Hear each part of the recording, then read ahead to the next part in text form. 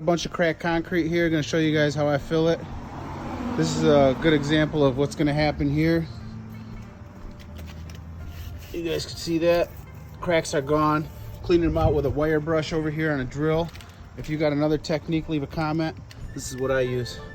Little wire brush on the end of a drill and I go at it. Clean it out. Then I take my blower and blow it out. Then when I get it prepped, I make a soupy mix with the concrete. Brush it on. Gonna go all over, just showing you guys an example of the little test guinea pig spot we did. Nice and hard. Crack is pretty much gone.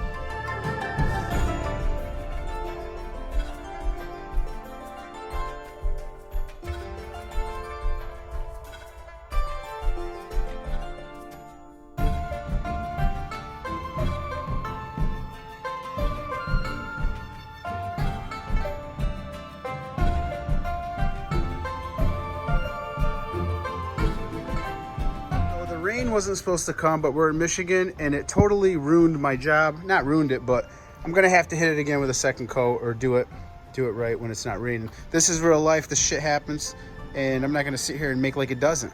So when it's done raining, I will go over this again, but you guys could see what the concept is of filling these cracks. I mean, look at these little cracks. Even though it rained, it came out real nice.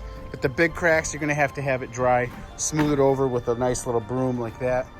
Real easy to do. Make it a little bit soupier than you would so it can spread on that concrete. I better put in there what kind of mortar I'm using. S-type mortar. You could probably get away with N-type mortar, commercial grade, masonry cement.